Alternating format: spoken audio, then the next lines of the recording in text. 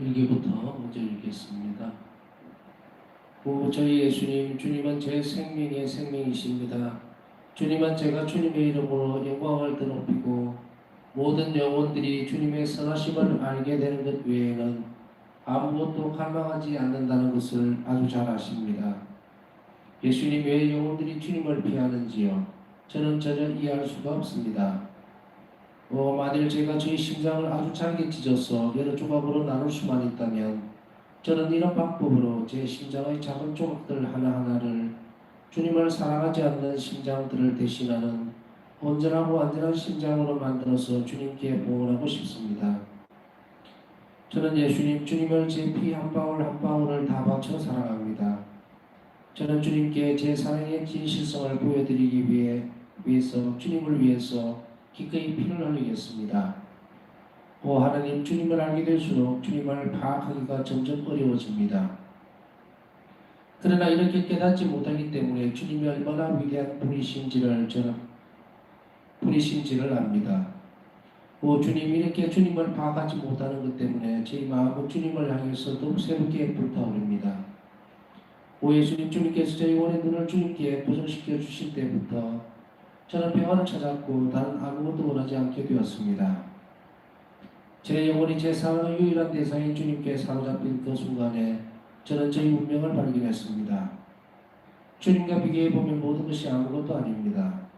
예수님, 제가 만나게 되는 모든 고통, 불행, 모욕, 실패, 그리고 의심, 이 모든 것들은 주님께 대한 제 사랑의 불을 생생하게 지피는 장작기 비들입니다. 저의 열망은 광적이고 채울 수가 없습니다. 저는 제가 고통받고 있다는 것을 주님께 숨기고 싶습니다. 저는 제 선행이나 노력에 대해서 절대로 보상을 받고 싶지 않습니다.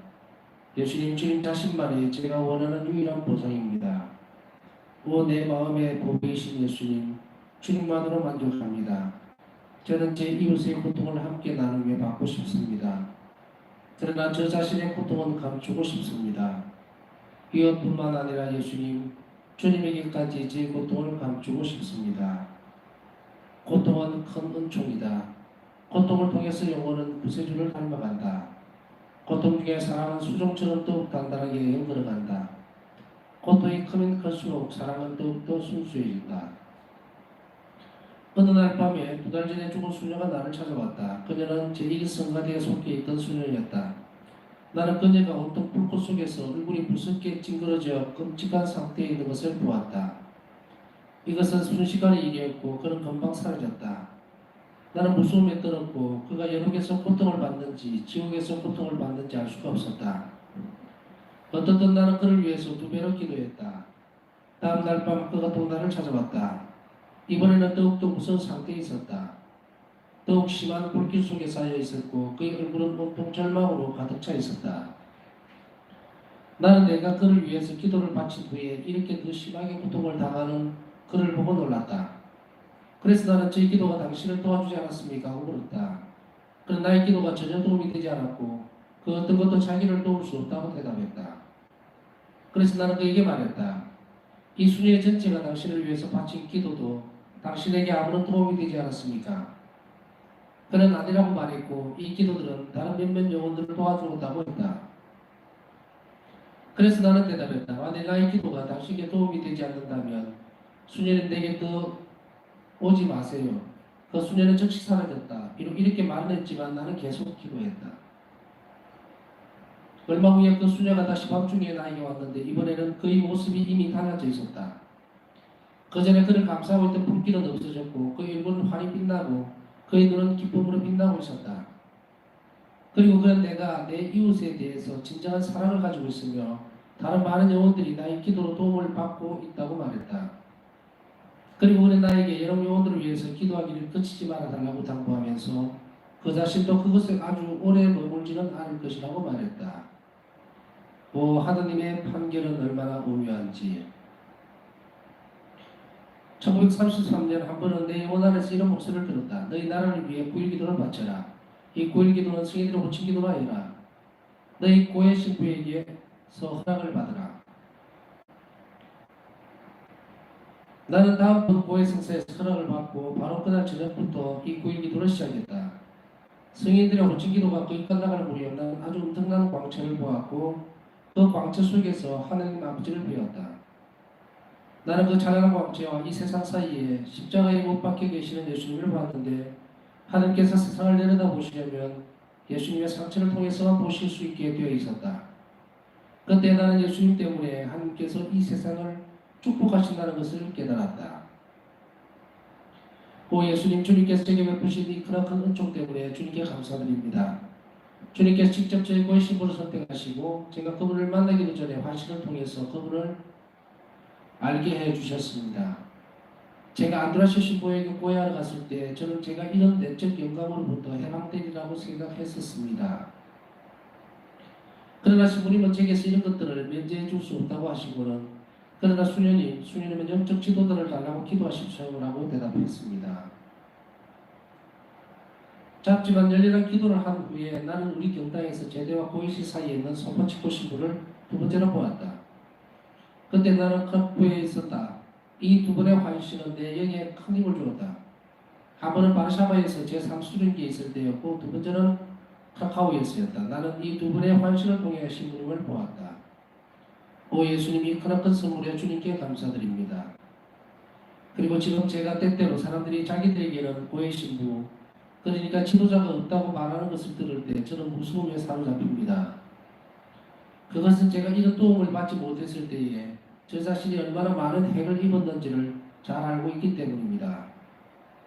지도자가 없으면 얼마나 쉽게 그릇된 길로 빠지는지요. 삶은 참으로 지루하고 무미건조합니다. 그러나 주님께서는 얼마나 많은 보화들을 가지고 계시는지요.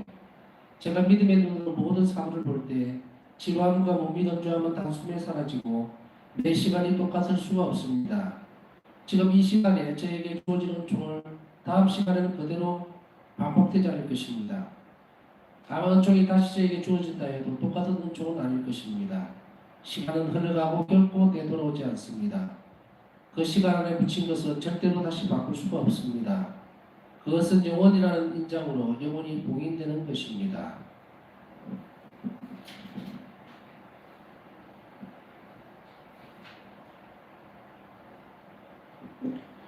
오늘 일기에서 살펴볼 것은 고통에 대한 것이죠. 바울사 성경은 고통의 문제를 이해하는 것이 아니라 받아들이려고 애를 썼습니다. 이해하는 것과 받아들이는 것의 차이가 과연 무엇일까?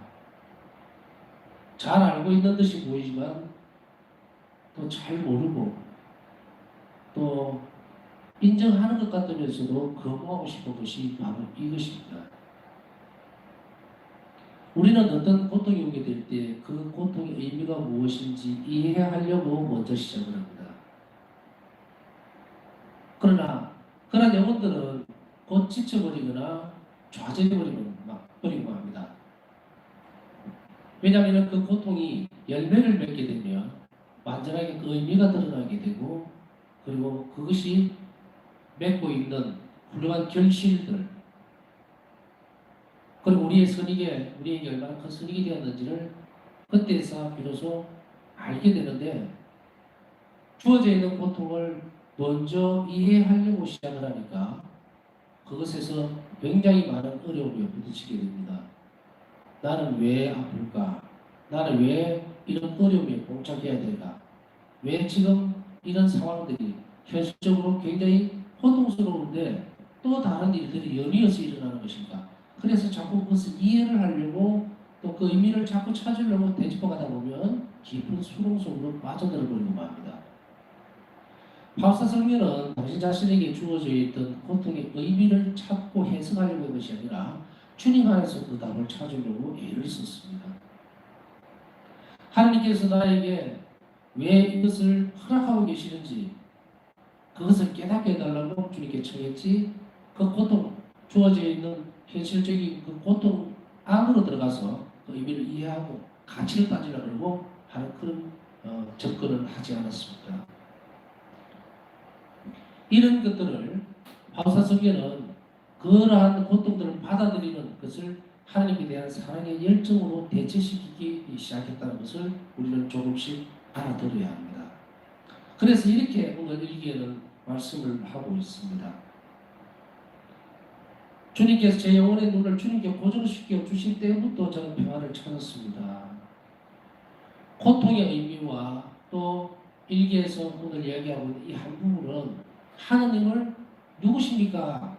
하나님 어떤 하나님 뜻은 무엇이며 하나님은 누구시며 또 하나님은 어떤 존재일까에 대한 것을 접근하면 할수록 미궁속에 빠지게 된다는 거죠. 예수님은 이 앞전에 일기에서도 읽어드린 부분들이 다시금 되짚어 보아야 됩니다. 나를 잘 알려면 나의 속성에 대해서 깊이 묵상해라. 묵상하라는 거죠. 하나님 속성에 대해서. 그러면은 이것이 하나님이 어떤 분이실까라고 할 때에 내 손에 딱 잡을 수 있거나 내 마음에 확 와닿는 그런 부분으로 하나님이 규정되어질 수 없는 분이에요. 그런데 바울사 성경에는 이 답을 주고 있습니다. 나를 깊이 이해하고 나를 사랑하고 나를 더 잘 알려면 속성을 깊이 있게 묵상하라는 거예요. 그래서 이것이 모자이크 같이 하나하나 채워지면 그때 비로소 전체적으로 하나님이 어떤 분이신가하는 것이 드러난다고 말씀하고 있습니다. 자비도 하나의 속성이고 사랑도 그렇고 선도 그렇고 그리고 정의도 그렇고 아름다움도 그렇고 모든 것들이 다 하나의 속성이죠. 그 하나하나를 깊이 있게 묵상하고 성찰해내고 하나님의 아름다움에 대해서 하나님에 대해서 이해하려고 하고 바로 그렇게 접근하고 알게 된다는 것, 이해한다는 건 이성적으로 다 받아들인다는 의미는 아닙니다. 항상 안다라고 하는 것은 전체적인 것을 다 표현하는 것이기 때문에 어떤 부분들을 그냥 똑똑 쫓기게 집어내듯이 그렇게 이해를 했다. 그게 아니고 1+1은 2다라고 수학적 공식으로 이해한다. 하나님 그렇게 하실 수 있는 분이 아니에요. 우리가 들꽃처럼 한 송이 보면서 코스모스가 한 송이 피어있는데 아름답다라고 내가 이해를 했다 하더라도 그것이 전체적인 그 코스모스의 아름다움 자체를 드러내지는 않습니다. 받아들인 거죠. 마찬가지로 이렇게 받아들일 때까지 우리가 묵상을 계속해 나가라는 이야기예요. 그렇게 함으로 인해서 하나님을 좀 더 깊이 있게 알게 되는데 바울사 성령은 이 부분을 우리에게 이렇게 얘기를 해주고 있습니다. 주님을 알게 될수록 주님을 파악하기가 점점 어려워집니다. 우리 신앙생활에서도 마찬가지가 아니겠습니까?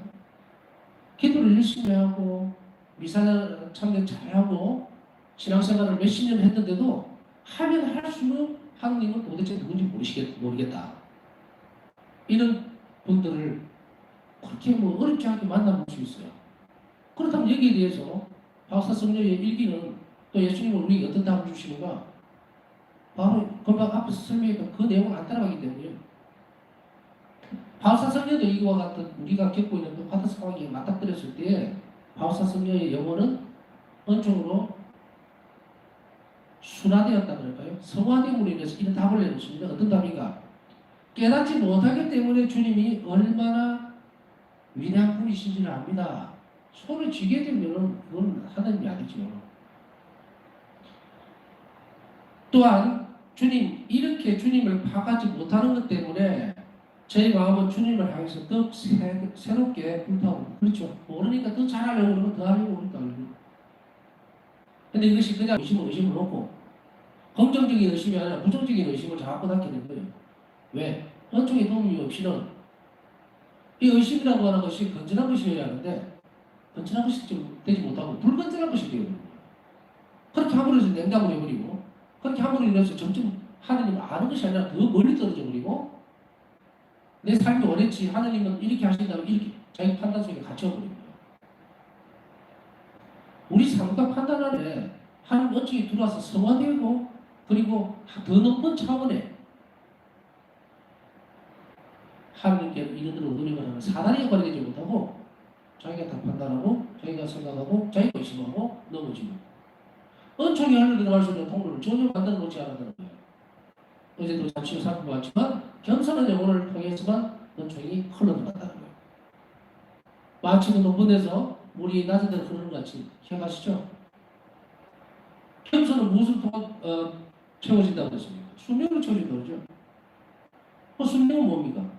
외적으로 교회나 율법, 교회법 그리고 지켜야 할 규칙들, 십계명, 의무들 다 지키는 거, 그 순명이에요.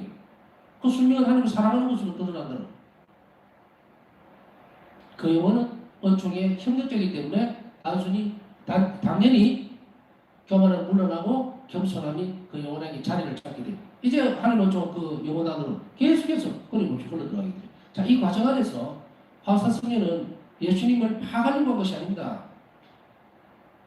제 마음은 주님을 향해서 더욱더 새롭게 불타오르게 되는데, 그럼 이 부분에 있어서 바울사성녀는 불쏘시가 있었을 거예요. 하나님을 점점 파악하지 못하는데도 불구하고 왜 주님께를 향해서 제 마음이, 제 영혼이 계속 불타오릅니까? 라고 했을 때 밑에 이제 부분에서 설명을 하고 있습니다. 오 예수님, 제가 만나게 되는 모든 고통, 불행, 모욕, 실패, 그리고 의심, 이 모든 것들은 주님께 대한 제 사랑의 불을 생생하게 지펴주는 장작개비들입니다. 모욕, 불행, 고통, 실패, 의심, 이 모든 것들은 바울사성녀는 허투루 버리지 않았습니다. 뭐 이렇게 입에 넣어보고 땀을 삼키고 썩을 뱉어버리는 신앙, 그거 아무 소용이 없어요. 바울사성녀는 바로 이런 당신을 불행하게 만들거나 모욕적인 것, 실패, 의심, 고통, 이 모든 것들, 그것을 사랑의 불로 키워라. 예수님께 더 가까이 갈 수 있는, 아프니까 고통스러우니까 더 가까이 가려고 하는, 그래서 생생하게 주는 장작개비라고 표현을 하고 있는 것입니다. 그러면서도 또한 동시에 고통은 큰 은총이다. 고통을 통해서 영혼은 구세주를 닮아간다. 참 놀라운 표현을 쓰고 있습니다. 고통의 의미를 완전히 해석을 다르려 해버려요. 그냥 고통은 이런 겁니다. 참아받아야 됩니다. 영혼들은 무엇을 위해서 필요한 겁니다. 선익을 위해서 그렇습니다. 영혼이 건강해지기 위해서 그렇습니다. 그런 표현들을 많이 썼지만 바울사성녀는 이 고통을 한마디로 구세주를 닮아갑니다. 고통을 통해서만이, 고통의 사랑은 수정처럼 단단하게 연결한다. 고통이 크면 클수록 사랑은 더욱더 순수해진다. 정련되어지는 거예요. 재련되어지는 거예요. 그래서 검부치도 재련이 되고 정련이 되어서 불에 녹아야 새로운 형태가 나오고 아름다운 모습을 갖추게 됩니다. 그래서 바울사성녀에게 있어서 일반적인 고통의 의미들을 우리는 신학적으로 잘 알고 있지만 이것을 통해서 바울사성녀는 우리에게 뭐라고 알려주고 계시냐면 구세주이신 예수님을 닮아간다. 우리는 주님, 저는 당신을 닮고 싶습니다 하고 있을 때 뭘로 닮아갈 것인가? 바꾸고 하나밖에 없다는 거예요. 이 고통을 통해만 예수님을 닮을 수 있다는 거예요. 고통에는 어떤 부분들이 있는지 조금 전에 말씀을 드렸습니다. 자, 그리고 그래서 우리는 이 고통은 큰 은총이라는 사실을 받아들일 수 있는 것 또한 은총입니다.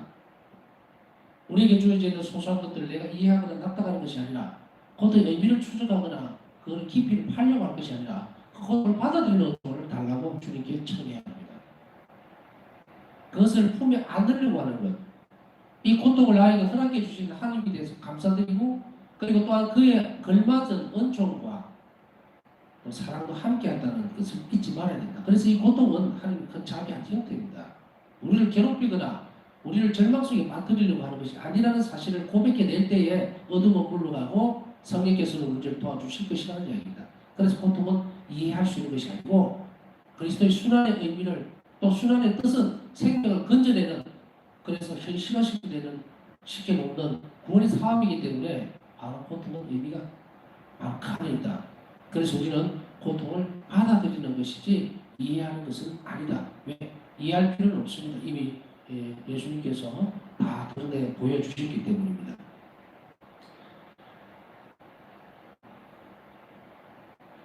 그 다음에 이제 오늘 우리가 봤던, 그래서 우리가 오늘 성심하면서는 주님 앞에서 우리가 고통을 잘 받아들이고 용감해질 수 있도록 두려워하지 않고, 왜? 주님이 내 옆에 계시니까. 그리고 주님께서는 이 고통을 누구보다도 먼저 겪으셨고 완전하게 겪으셨기 때문에, 또한 우리가 죽을 만한큼 어려운 고통을 주지 않으신다고 얘기를 하시죠. 그리고 예수님께서는 그 고통을 통해서 우리에게 선한 것을 주시려고 하는 절대적 믿음이 있어야 한다. 선성. 바울사성녀는 이 하나님의 선함에 대해서 너무나 많이 강조하고 있죠. 그래서 하나님의 선함을 드러내기 위해서 나는 모든 고통을 다 감내하겠다 이렇게 말씀을 하고 있습니다. 그래서 우리는 이 고통을 잘 받아들이고 성화시킬 수 있도록 그래서 죽음을 달고 수 있도록 은총을 이 성시간 중에 청해하겠습니다. 그리고 이제 두 번째로 우리가 살펴봐야 될 것은 참 우리는 그 여러 명언들에 대한 그런 지식들이 그렇게 많지는 않습니다. 그러나 이 일기를 보다 보면 아주 핵심적이라고 할 수 있을 정도로 자주 드러나는 거예요. 왜냐하면 핵심적이라는 말은 영원 사업이기 때문에 그렇습니다. 그런 의미에서 아주 핵심적인 것이라고 할 수 있죠. 여러 영혼들에 대한 부분들이 계속해서 나옵니다. 속죄하는 영혼들 그리고 여러 영혼들. 그러나 여기서 강조되어지는 것은 다른 어떤 것보다도 기도에 대한 힘입니다. 예수님의 순환에 기대어서 바치는 이 기도가 영혼에게 얼마나 큰 선익이 되고 있는지를 알려주고 있다는 이야기입니다. 우리가 조금 의아하거나 잘 몰랐던 부분들을 조금 더 상기시켜주고 있다고 하고 또 확실하게 해주고 있다고 생각이 되시는데요. 왜냐하면 오늘 2달 전에 죽은 수녀가 나를 찾아왔다. 그때 처음에 왔을 때는 엉망진창으로 일그러지고 고통스러운 어떤 모습들, 불꽃 속에 있는 그런 모습, 불길 속에 사이에서 이랬는데 기도를 받으니까 더 심하게 고통을 당하는 부분 박사 선생님은 굉장히 놀랬고 여기 이제 답이 아니고 질문에 대한 의미심장한 부분들이 나옵니다. 저희 기도가 당신을 도와주지 않았습니까? 그러니까 처음에 아니요. 자기 도울 수 없습니다.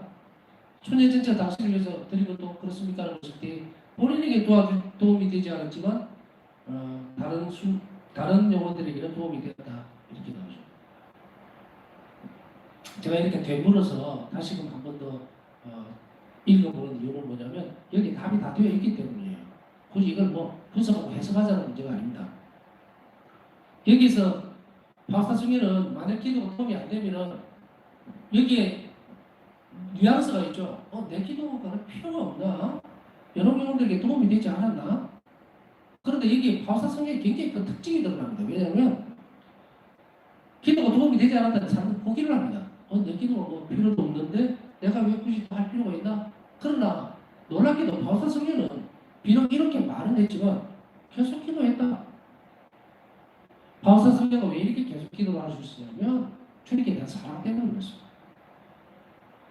본질적인 부분들, 당신 영혼이, 심장이 예수님께로 향해져 있을 뿐이기 때문에 영혼 보호 사람에 대해서 그 사람이 거부하고 혹은 효과가 없는 듯이 보이지만 그 영혼은 끊임없이 기도를 하게 돼 있어요. 그래서 바울사 성령은 계속 기도를 합니다. 기도의 놀라운 효과들은 다시금 드러납니다. 그 다음에 그 수녀가 다시 밤중에 왔을 때 불기도 없어지고 환해져. 이런 형벌이 끝나가는 거예요. 그러면 여기서 우리가 무엇을 할 수가 있을까?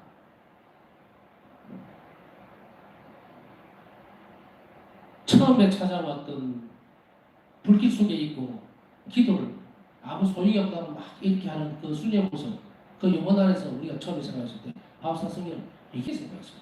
지옥에 있는 영혼들에게는 기도가 필요 없으니까. 그런데 그러한 의구심이 들었을 거예요. 위로 짐작하던데. 그럼에도 불구하고 또 계속 기도해 나갑니다. 왜? 바스타성의 모습은 예수님을 닮았기 때문에 그 영혼을 계속해서 실망하지 않고 좌절하지 않고 계속 기도해주는 그런 인내로운 모습들이 이미 바스타성에게 갖춰져 있었다는 것을 알 수가 있습니다. 그래서 좌절하지 않고 계속 기도를 바쳤죠. 그러니까 다시 온 거예요. 다시 왔는데 보니까 질문을 이제 주고받는 식으로 되어집니다. 도움이 되었습니까? 라고 했을 때 안 됐다고 했죠. 그러나 다른 사람에게는 다른 영혼에게는 도움이 됐다는 거예요. 그래서 하나님이 쓰시고 싶을 때 그 기도를 쓴다는 사실을 우리는 여기서 한 번 더 알 수가 있습니다. 내가 A라는 영혼들을 위해서 계속 기도를 해왔는데 그 영혼에게만 그 기도가 주어지는 것이 아니라는 얘기예요. 이건 우리 몫이 아닙니다. 하나님 보시기에 먼저 필요한 영혼들에게 준다는 거예요. 땅에 흩어지거나 소용없는 것이 되지 않습니다. 그러니 우리 기도가 얼마나 귀한지 우리는 잘 알아들어야 됩니다. 그리고 지치지 말고 기도해야 되는 이유가 여기 있는 거예요. 그 결과는 바울사성경을 너무 기쁘게 만들었습니다. 그리고 감사하고 있던 불길은 없어지고 활이 빛났고 왜 처음에 찾아왔던 그 순의 영혼이 그렇게 되냐면 너무 하느님의 잠이 멀리 떨어져 있고 바닥에 있는 상태, 영혼이. 그러니까 너무 힘이 없고 하기 때문에 처음에 드려졌던 기도의 은총으로는 이 영혼들을 빨리 건져낼 수 없는 거예요. 왜냐하면 계속해서 이 바스타성의 기도에 의해서 이 영혼에게 하나님의 자비와 사랑이 부어져야 됩니다. 사랑이 채워져야 되는데 그 사랑이 채워지지를 못했기 때문에 그거를 일단은 전부 다 밀어내는 것이 보입니다. 그러나 끈기 있게 계속 기도하니까 어떻게 되는가? 이 영혼은 이 부분은 우리가 섣불리 또 그만둬서 안 되는 이유가 있습니다. 우리 영혼, 연옥 영혼들뿐 아니고 불쌍한 영혼들을 위해서 내 기도의 무용성에 대해서는 더 이상 고민하지 않아도 된다는 이야기입니다. 이 영혼은 바울사 성령에게 내가 내 이웃에 대해서 진정한 사랑을 가지고 있으며 다른 많은 영혼들이 나의 기도로 도움을 받고 있다고 말했다. 그럼 우리가 바치는 기도는 어떨까? 우리가 예수님 순환을 위해서 드리는 이 기도라말로 진정한 사랑을 가지고 바칠 수 있는 기도, 그것이기 때문에 연옥 영혼들에게 얼마나 큰 도움이 되고 있는지 우리는 뭐 이게 자부심이라면 좀 그렇지만 하여간에 굉장히 감사하고 기쁜 마음을 가져도 된다는 얘기예요. 우리가 눈으로 볼 수 없고 확인할 수 없기 때문에 하지 말아야 된다는 것이 아니라 이렇게 예수님은 바울사 성령에게 분명히 이 기쁨이 되고 그 구원의 영혼을 구원하는 데서 꼭 필요하다는 것을 다시금 강조해주고 있기 때문에 우리는 지치지 말고 인내롭게 이 영혼들을 사랑하면서 기도해야 합니다. 그래서 두 번째로는 한 번 더 강조되어지는 것 같이 보이는데요. 오늘 이 성시간 중에는 영혼을 사랑할 수 있는 은총을 달라고 청해야 됩니다. 입으로 근성근성 드리는 기도, 내가 내 자식을 위해서 기도 드리는 것과 내가 사랑하는 사람을 위해서 기도하는 것과 그리고 그냥 저 멀리 있는 사람을 위해서 불쌍하지만 그 사람을 위해서 드리는 기도하고는 격이 다를 수밖에 없습니다. 사랑이 깊어질수록 우리는 더 많이 하나님께 신뢰하면서 그 기도를 주려고 애를 쓰기 때문이에요. 그래서 우리는 정말 바울사 성령을 닮아서 연옥에 있는 영혼들, 불쌍한 영혼들, 그들을 사랑할 수 있도록 섣부른 동정심이 아니라 정말로 하나님께서 내가 사랑하는 주님께서 사랑하는 영혼들 꼭 반드시 구원하기를 바라는, 그래서 당시 생명까지 내놓으셨던 그 당시 사업에 우리도 협력할 수 있다면 그러한 은총들을 우리가 청하기 전에 아까 말씀드렸던 영혼을 사랑한다면 우리는 인내심을 가지고 끈기 있게 기도할 수 있게 됩니다. 그래서 이 두 가지를 중심으로 해서 오늘 묵상을 하고 또 필요한 은총들을 함께 청했으면 좋겠습니다.